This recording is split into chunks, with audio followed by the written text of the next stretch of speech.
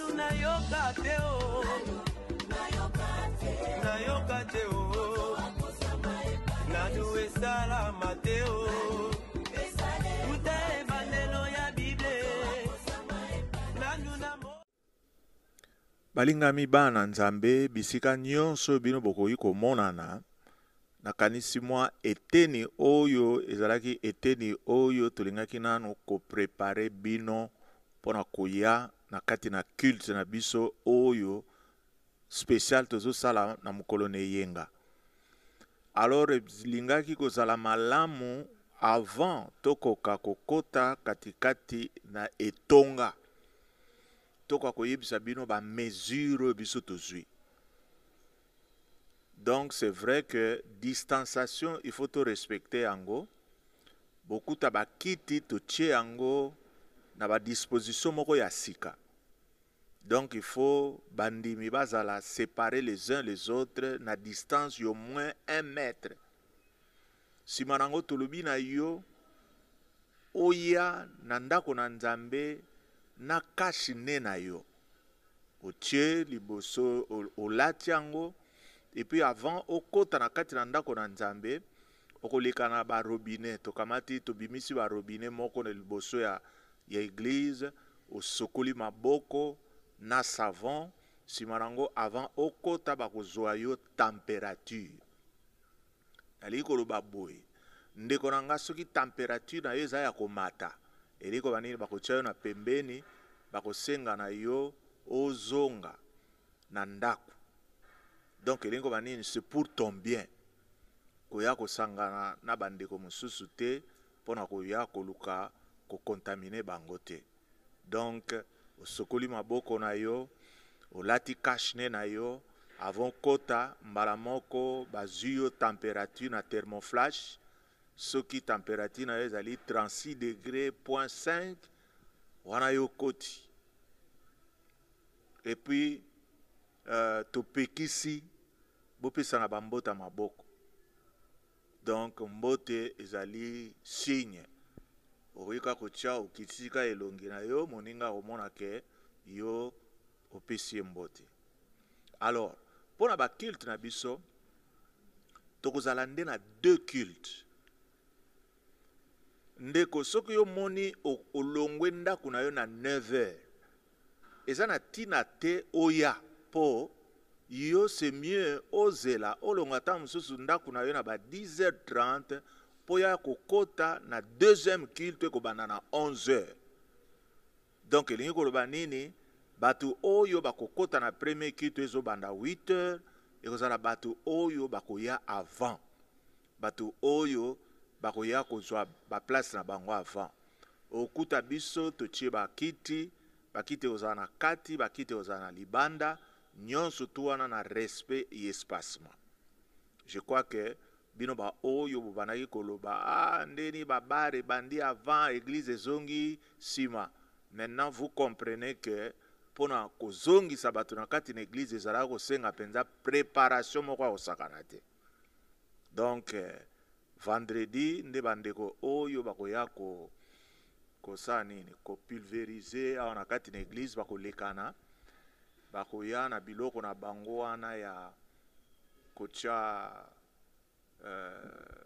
mulinga ba biloko wana nyonso tu wana po église ezala penza prêt. Alors to sengi na yo eza penza mokolo munene na ebite soki yo moko za komona yango bakanga yo na ndako pendant 4 mois osambela na yo lisusu te ndeko na ngai ozomona ngo lokola maseki. Je crois que eza ko mériter dinango action de grâce. Action de grâce toya ke pa na nzambe maboko pamba te toya ko bonzela ye banzembo na biso to ko bonzela ye biloko na biso. Vous savez que l'église soki esali 4 mois mondimi ayaka te. Donc elingo banini église kozala na posa ya mbongo yaka kokumisa nzambe na libonza oyo memeli nzambe na yo ekozala penza malamu mingi. Tosengi na bino boya malamu boteya pe baninga mosusu ba comprendre que ba signe oyo ezolobela biso makambo ya motuya. Teya po mokolo Yesu Kristo akoya tokende bele voisin na yo atikala te biso nyonso tomemana.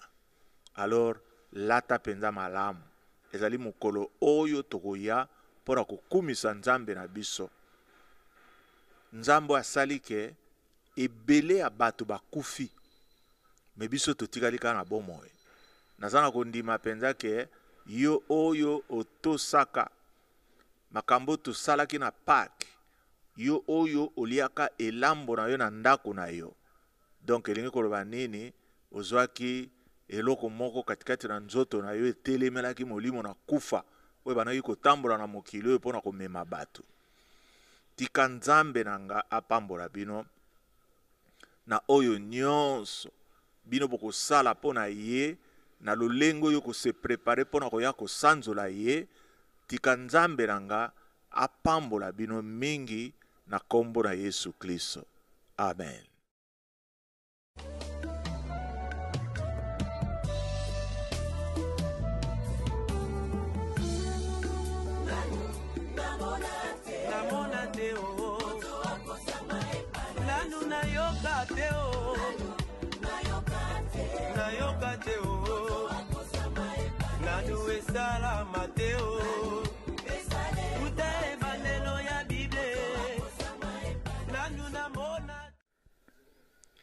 Mes très chers frères et sœurs dans le Seigneur, nous voulons vous saluer partout où vous pouvez vous retrouver.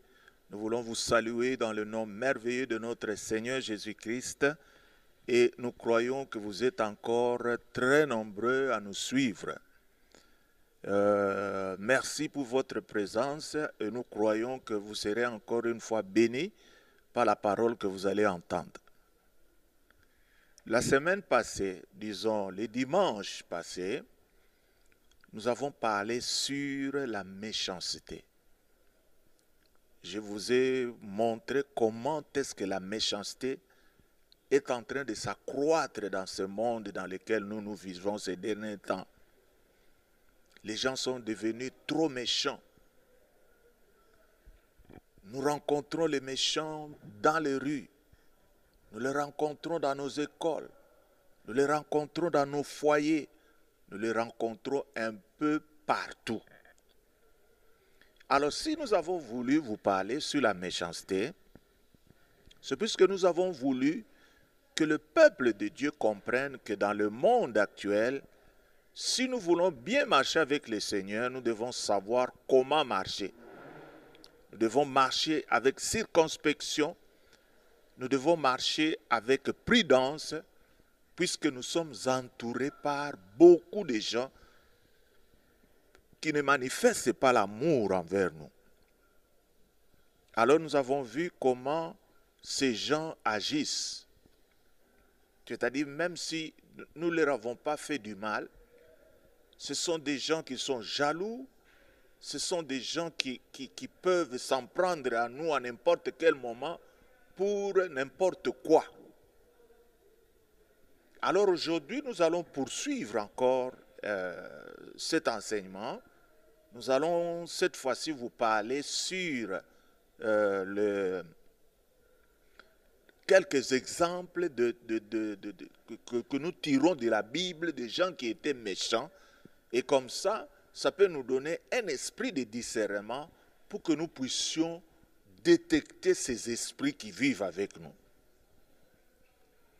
Le premier texte, nous allons le lire dans le livre de 1 Roi, au chapitre 21. 1 Roi, chapitre 21. Nous allons lire du 1er au 6e verset. 1 Roi, chapitre 21. La parole de Dieu nous dit ceci. Après ces choses, voici ce qui arriva. Naboth de Jizréel avait une vigne à Jizréel, à côté du palais d'Akab, roi de Samarie. Et Akab parla ainsi à Naboth. Cède-moi ta vigne pour que j'en fasse un jardin potager. car elle est tout près de ma maison. Je te donnerai à la place une vigne meilleure, ou si cela te convient, je te payerai la valeur en argent. Mais Naboth répondit à Akab, que l'Éternel me garde de te donner l'héritage de mes pères. Akab rentra dans sa maison triste et irrité à cause de cette parole que lui avait dite Naboth de Jezréel, je ne te donnerai pas l'héritage de mes pères. Et il se coucha sur son lit, détourna le visage et ne mangea rien. Jézabel, sa femme, vint auprès de lui et lui dit, « Pourquoi as-tu l'esprit triste et ne manges-tu point ?» Il lui répondit, « J'ai parlé à Naboth de Jezréel, je lui ai dit, cède-moi ta vigne pour de l'argent, ou si tu veux, je te donnerai une vigne à la place. » Mais il a dit, je ne te donnerai pas ma vigne. Alors Jézabel, sa femme, lui dit, est-ce bien toi maintenant qui exerces la souveraineté sur Israël? Lève-toi, prends de la nourriture, que ton cœur se réjouisse. Moi, je donnerai la vigne de Naboth à Jezréel. Donc nous avons lu jusqu'au verset 7. Je crois que la suite, vous connaissez la suite de l'histoire. Ici, nous voyons comment le cœur du méchant se manifeste-t-il. C'est-à-dire, le méchant ne veut pas voir quelque chose de bien à côté. Les méchants, ici, c'est le Akab, était le voisin de Naboth. Akab était roi. Il avait tout un palais à lui. Et Naboth à côté, il avait une terre qu'il avait héritée de ses pères. Alors un jour, Akab lui dira, j'ai besoin de cette terre. Si tu veux, je veux que tu te déplaces là, je vais t'envoyer quelque part, ou encore vends-moi cette terre. Et Naboth qui dit, vraiment, ça ne sera pas possible puisque c'est un héritage de mon père. Alléluia. C'est un héritage de mon père, je ne peux pas le céder à quelqu'un d'autre. C'est-à-dire, Naboth lui disait la vérité. J'aimerais que nous lisions un peu cette vérité dans Nombre au sujet de l'héritage. Ce que la loi d'Israël dit au sujet de l'héritage, nous allons lire dans Nombre chapitre 36 et nous allons lire le verset 7 à 9. Nombre.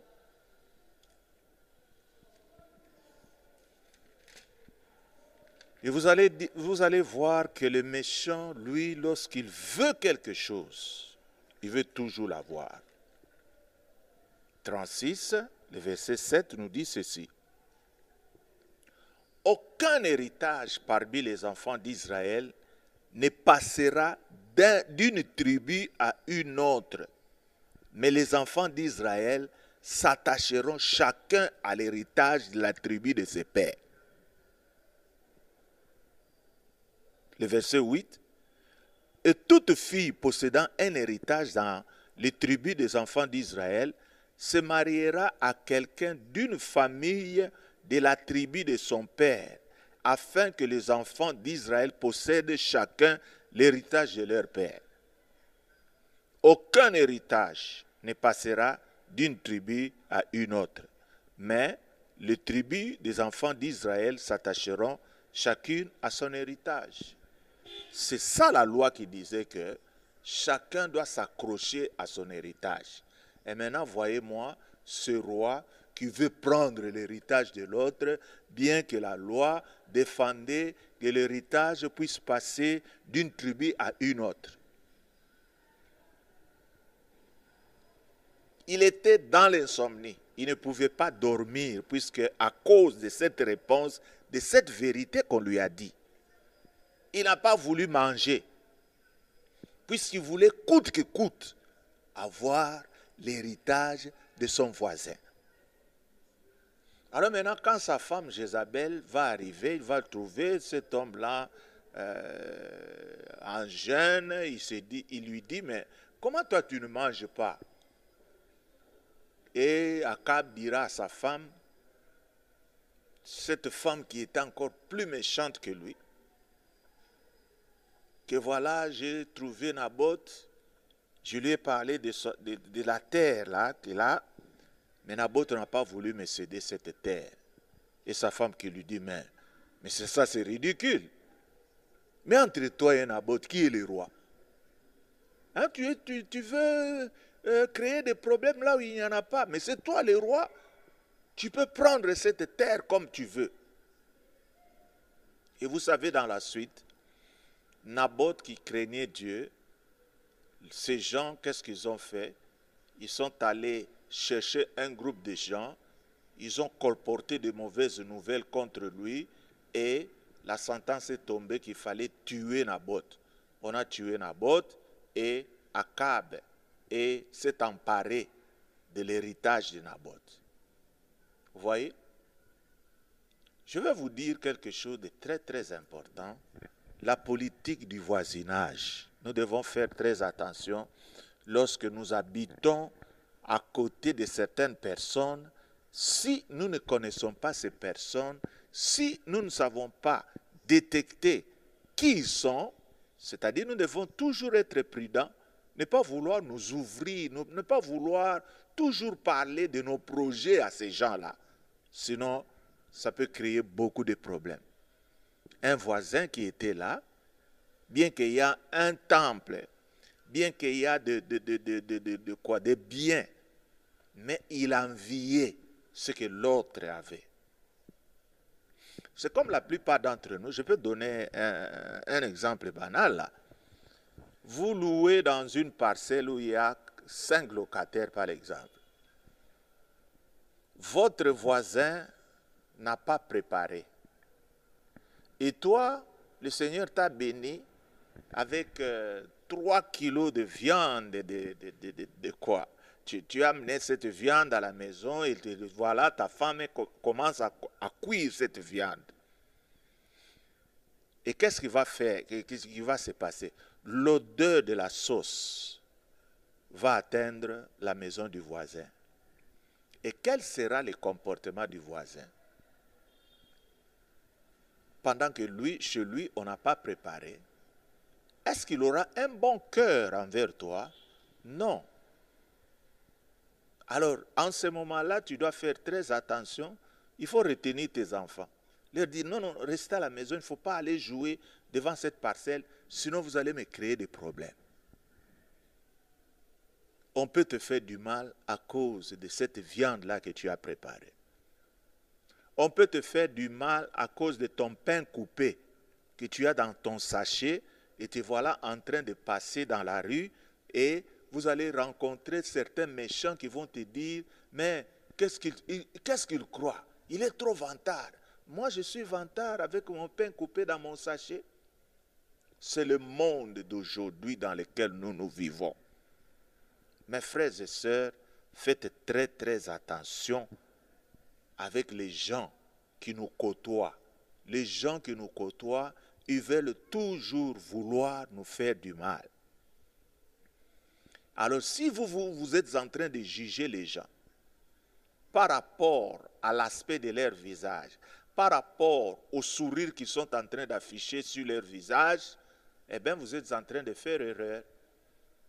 Il faudrait chaque fois, avec le Saint-Esprit, que le Saint-Esprit nous guide afin que nous puissions savoir en qui est-ce qu'on peut avoir confiance. Moi je te dirais, il ne faut pas avoir confiance en l'homme.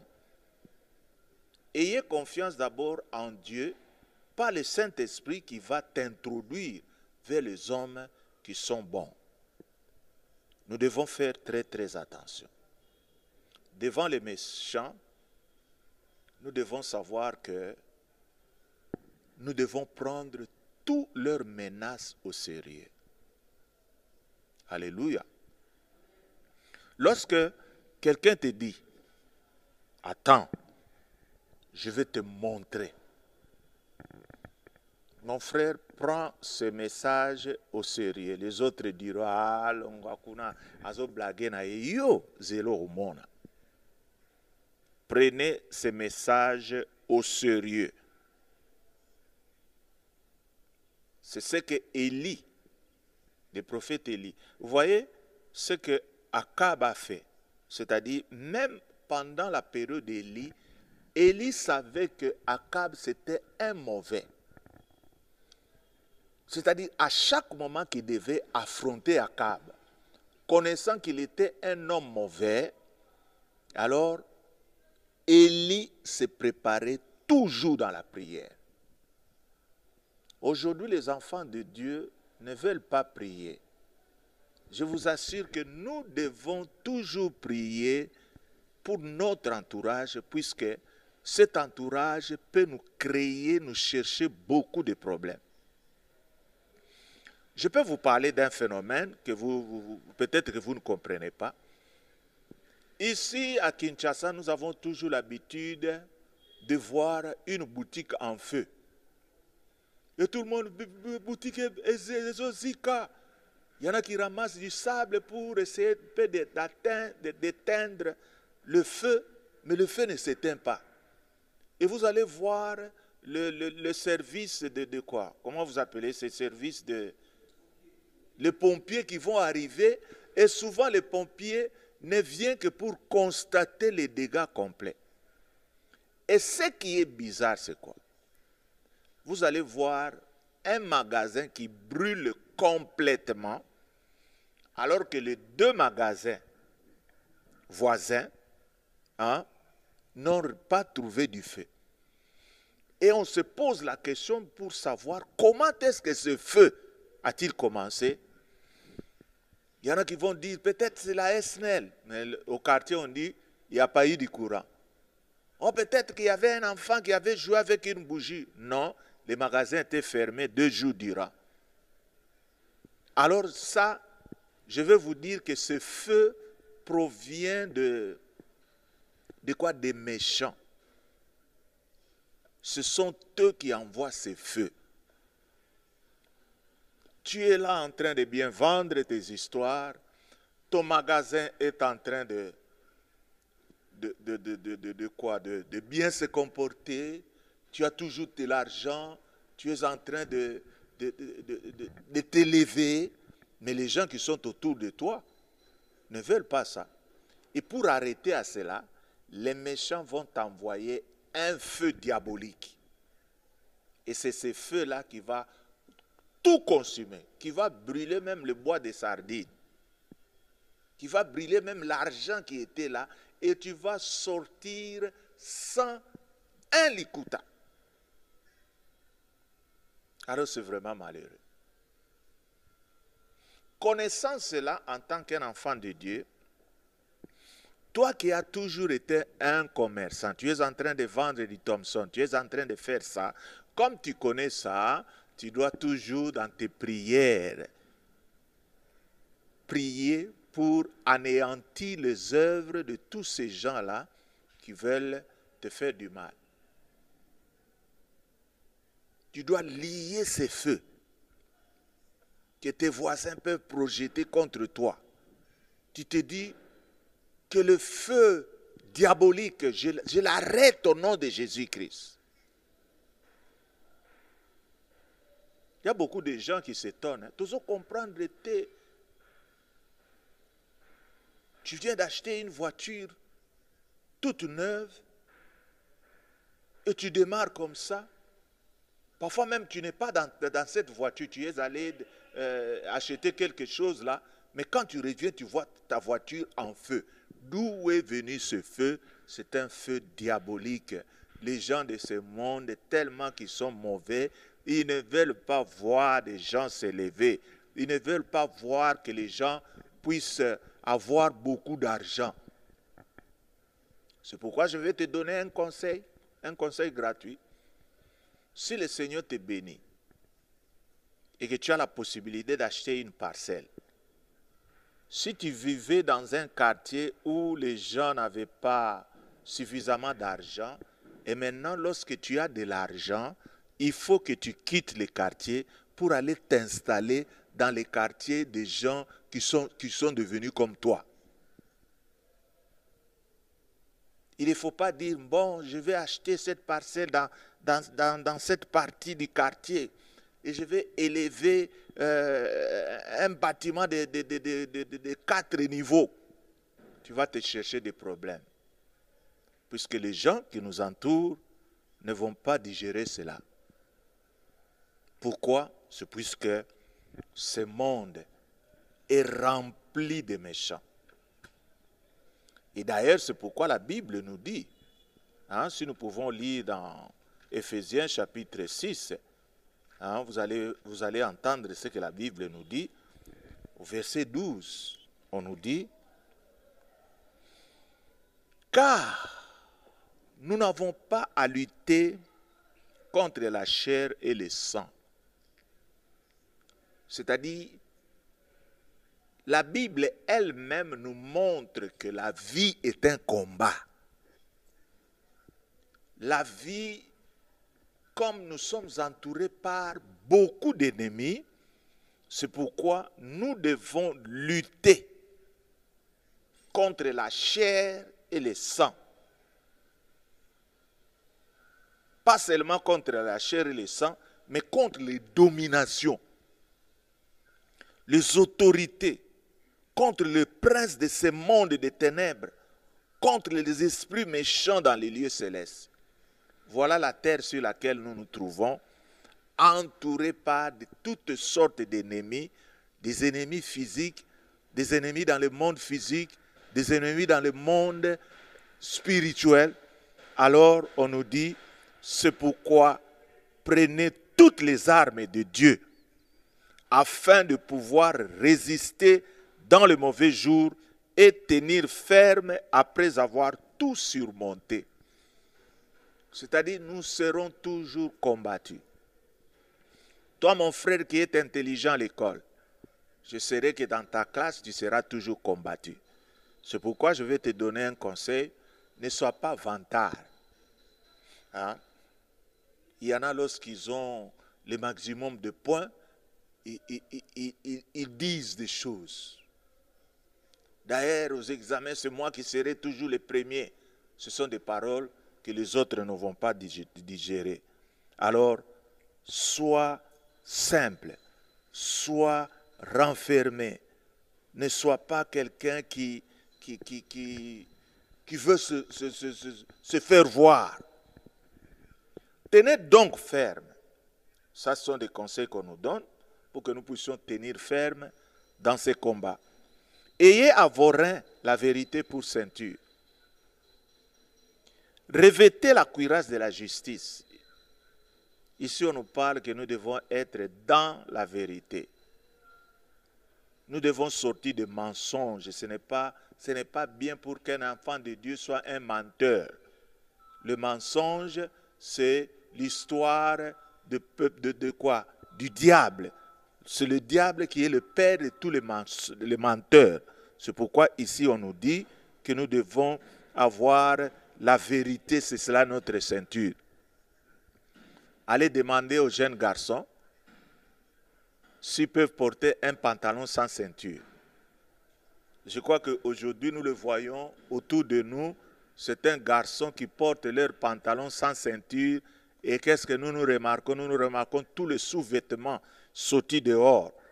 Pourquoi? Puisque c'est la ceinture qui attache notre pantalon. La justice, nous devons être justes. Nous devons faire des choses qui sont justes. Nous devons éviter la corruption.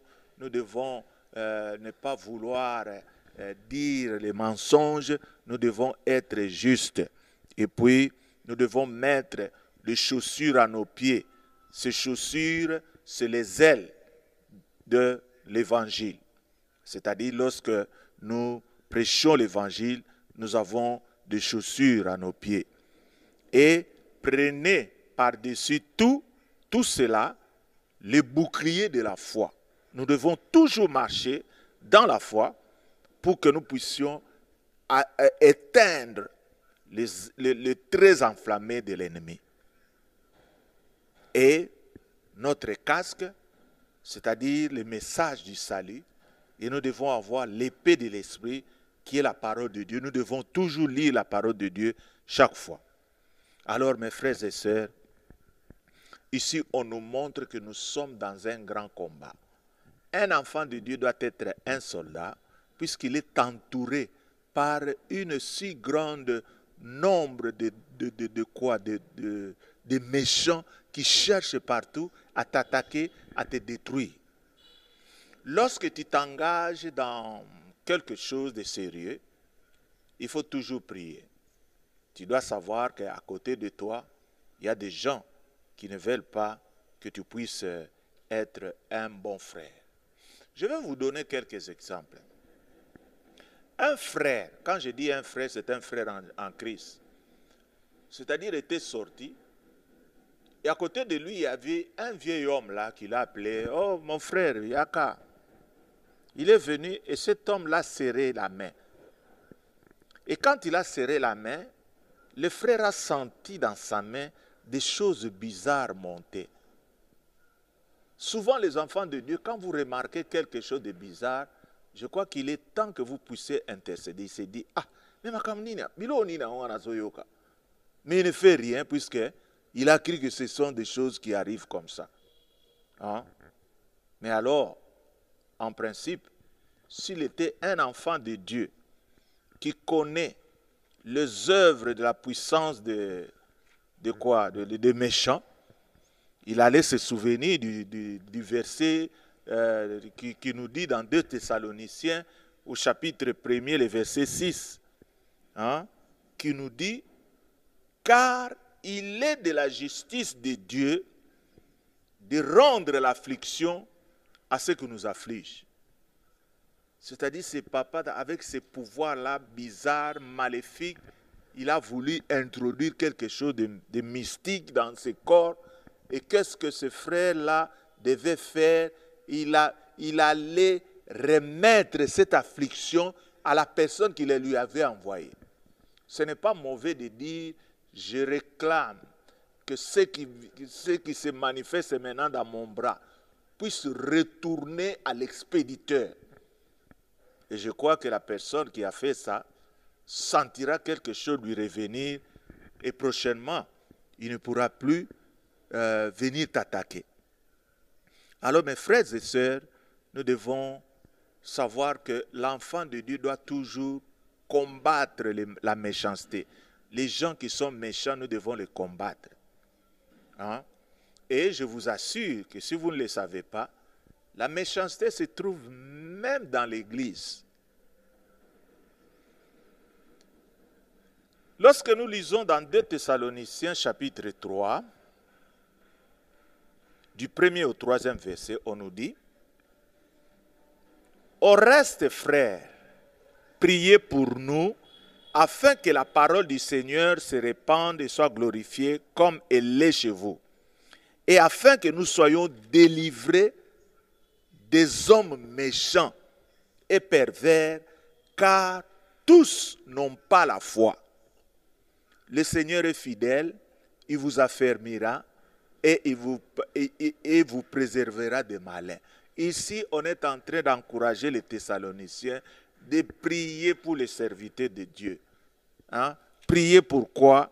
Prier d'abord pour que la bonne nouvelle puisse se répandre. Et ensuite, pour qu'ils soient délivrés des hommes méchants. Des hommes méchants se trouvent à l'église. Des gens qui ne veulent pas que cette église puisse grandir. Il y en a beaucoup. Alors ce sont des gens que nous devons combattre. Hein? Si nous ne le combattons pas, alors nous allons subir leur influence et l'œuvre de Dieu ne va pas aller du tout de l'avant. Nous allons lire dans le psaume 55, à partir du verset 10, 55, 10 à 14, on nous dit, « Réduis à néant, Seigneur, divise leur langue, car je vois dans la ville la violence et les querelles. Elles en font jour et nuit le tour sur le mirail. L'iniquité et la malice sont dans son sein. La méchanceté est au milieu d'elle. La fraude et la tromperie ne quittent point ses places. Ce n'est pas un ennemi qui m'outrage. Je le supporterai. Mais ce n'est pas mon adversaire qui s'élève contre moi. Je me cacherai devant lui. C'est toi que j'estimais mon égal. Toi, mon confident et mon ami. Ensemble, nous vivions dans une douce intimité. Nous allions avec la foule à la maison de Dieu. Si vous lisez ça, vous allez voir que nos plus grands ennemis, ce sont les gens que nous appelons communément en lingala, on dit Piringai. Les gens en qui nous avons confiance. Ce sont ces gens-là que nous appelons de nos amis. Et ce sont ces gens-là qui nous attaquent le plus. Donc, je vais vous dire quelque chose qui s'était passé dans une église. Une sœur avait présenté son fiancé à une de ses copines. Son amie, avec qui elle prie souvent. Mais qu'est-ce qui s'est passé? Son amie, avec la force de l'envoûtement, a fini par prendre ses frères-là, il s'est marié avec lui. Vous voyez ce genre de coups qui se passent où? Dans l'église. Il y a des combats un peu bizarres qui se passent à l'église si vous ne le savez pas. Je connais un frère, un pasteur, qui avait remarqué dans son église que l'église commençait à perdre l'influence de la croissance. Alors chaque fois quand les gens venaient, les gens partaient. Alors un jour, il s'est posé la question, mais comment ça? Il est allé voir un autre serviteur de Dieu qui était loin.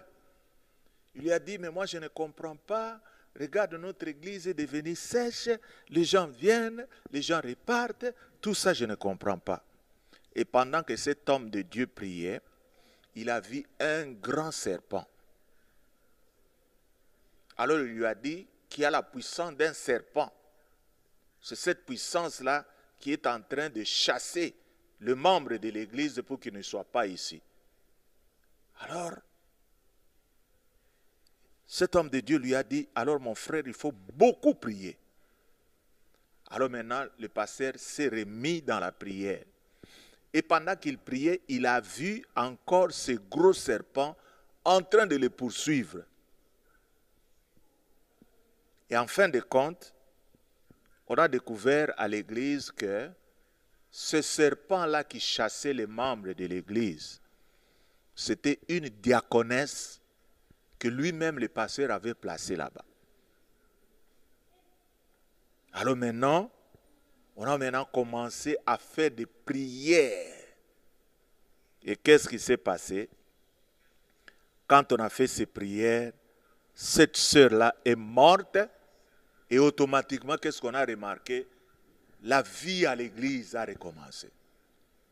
Je vous assure que mes frères et sœurs, maintenant que nous voulons rentrer à l'église, j'aimerais que chaque membre de l'église soit un soldat de Jésus-Christ.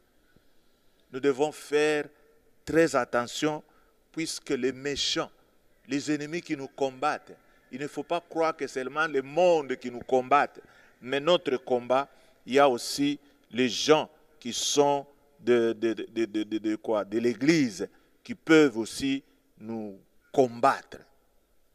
C'est pourquoi nous devons faire des prières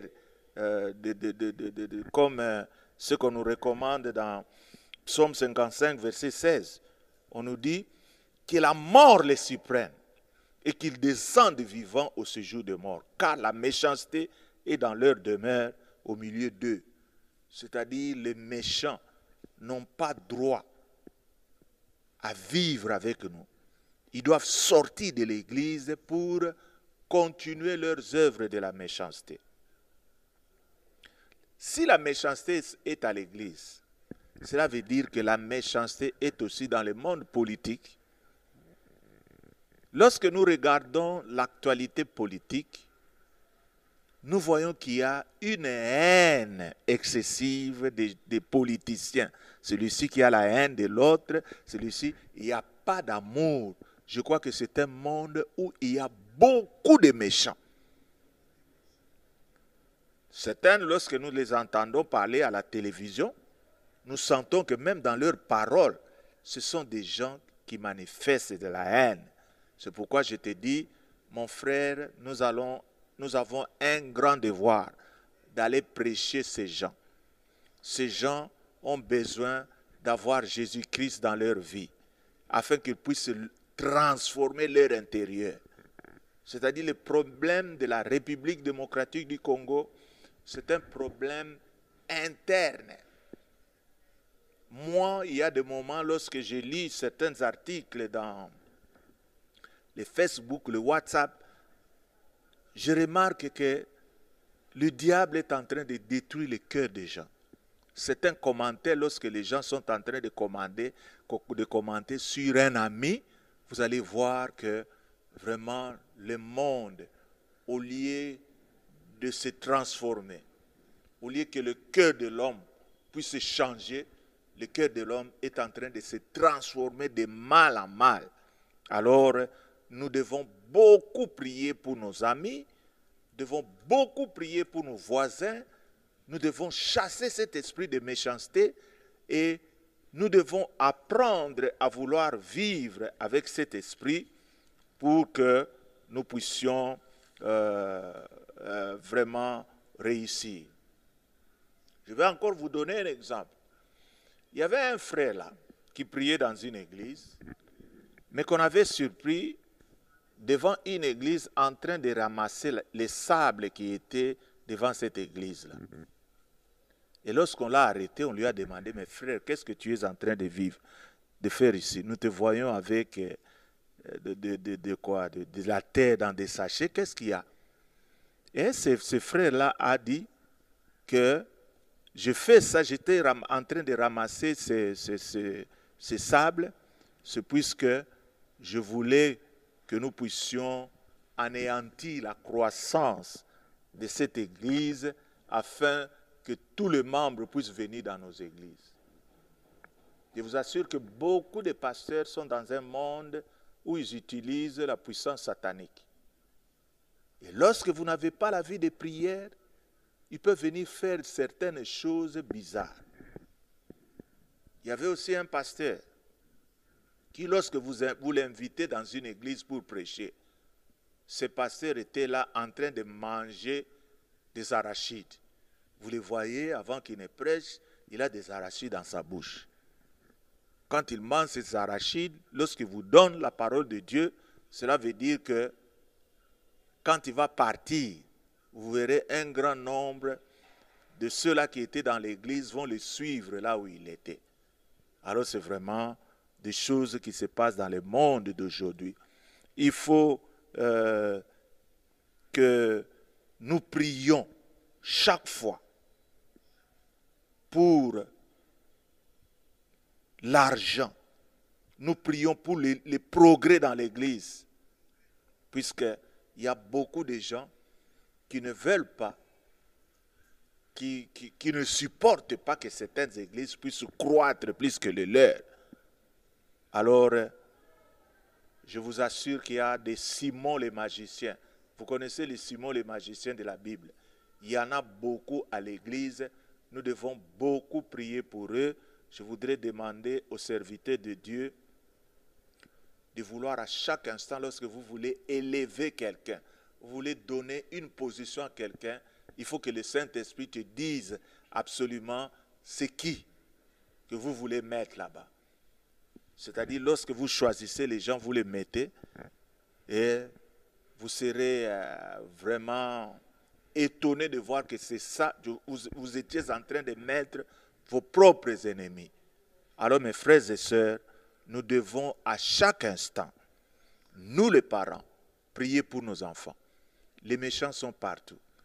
Les méchants sont à l'école maternelle. Vous allez voir certaines femmes qui sont là comme monitrices, mais qui sont des sorcières, qui peuvent aussi transmettre la sorcellerie à vos enfants. Vous devez toujours prier pour vos enfants. Lorsque ton enfant va à l'école, tu lui dis, si on te donne quelque chose à manger, si on t'a donné un biscuit, lorsque tu vas manger ce biscuit-là, que ce biscuit-là ne se transforme pas dans la chair humaine, mais que tu puisses manger le biscuit. Tu parles sur toutes les puissances de mauvais sorts que ces sorciers peuvent venir mettre sur tes enfants, le puissant de la maladie, le puissant qui peuvent freiner tous ces gens-là. Cela veut dire que si un enfant de Dieu veut prier, je crois que la prière minimale serait une prière d'au moins, de plus une heure.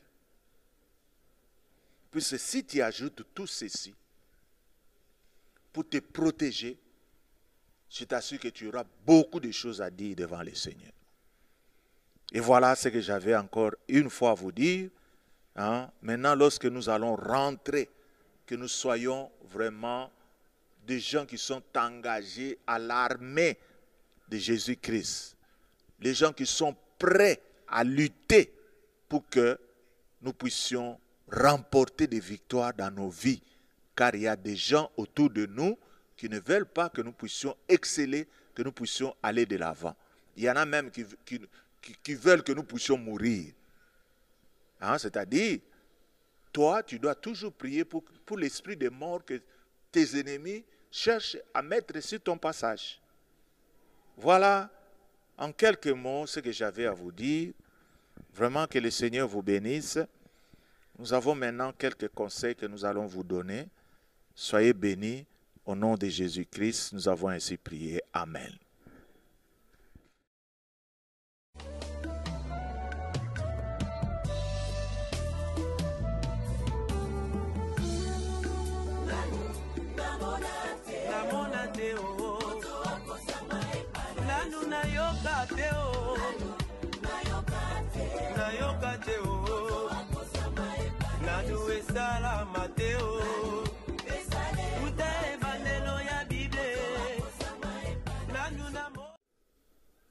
balingami bana nzambe bisika nyonso bino bokoki komonana nakanisi mwa eteni oyo ezalaki eteni oyo tolingaki nanu koprepare bino mpona koya na kati na culte na biso oyo spécial tozosala na mokolo na eyenga. Alors elingaki kozala malamu avant tokoka kokota katikati na etonga. Toka koyebisa bino ba mesure biso tozwi. Donc c'est vrai que distanciation il faut to respecter ango. Beaucoup tabakiti to tie ango na ba disposition moko ya sika. Donc il faut bandimi bazala séparer les uns les autres na distance au moins 1 mètre. Si manango tolobi na yo oya na ndako na nzambe na kashi ne na yo.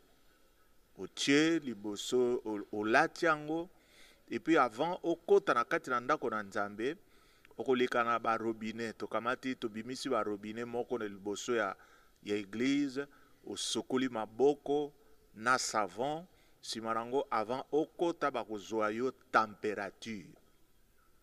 Ali koloba boy ndeko nanga soki température na yo eza ya komata eliko banini bakotia yo na pembeni bakosenga na yo ozonga na ndako.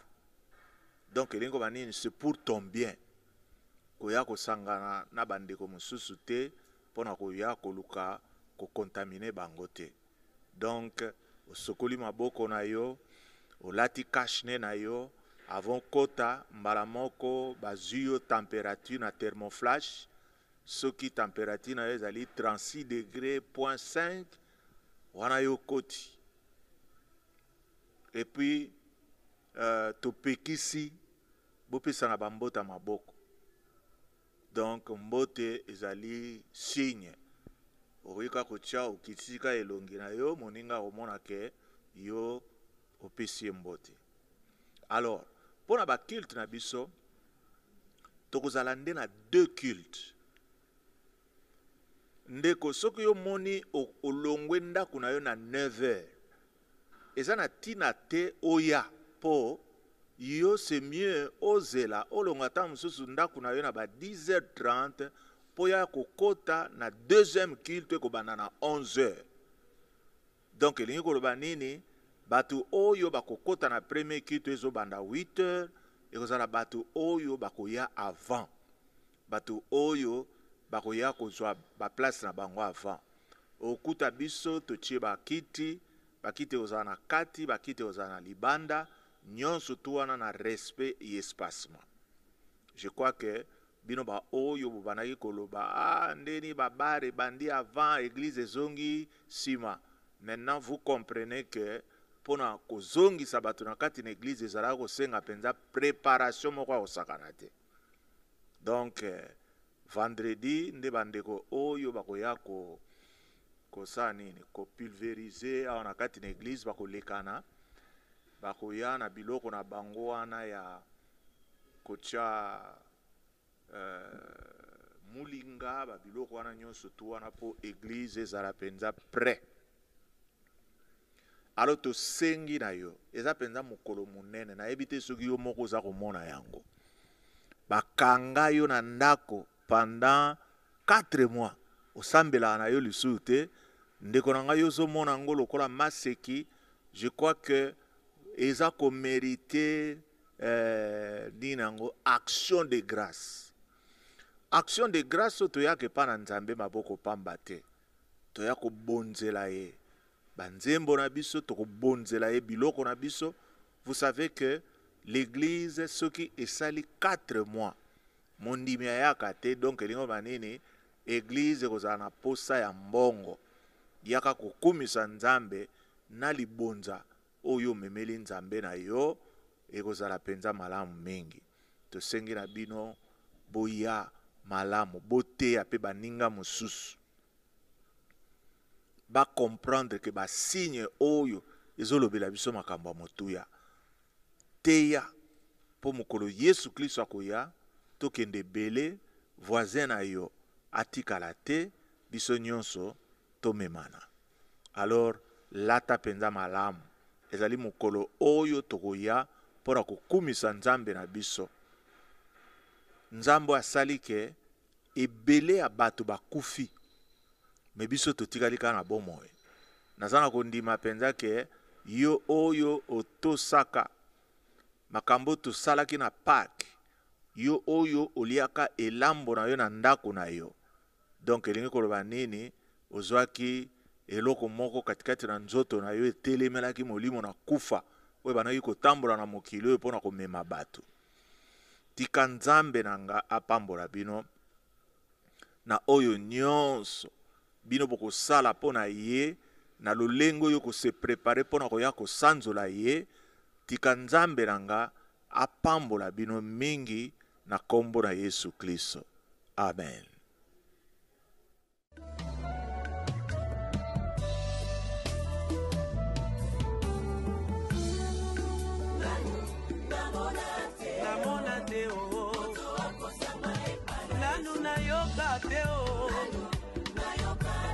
Nayoka te o, naduwe sala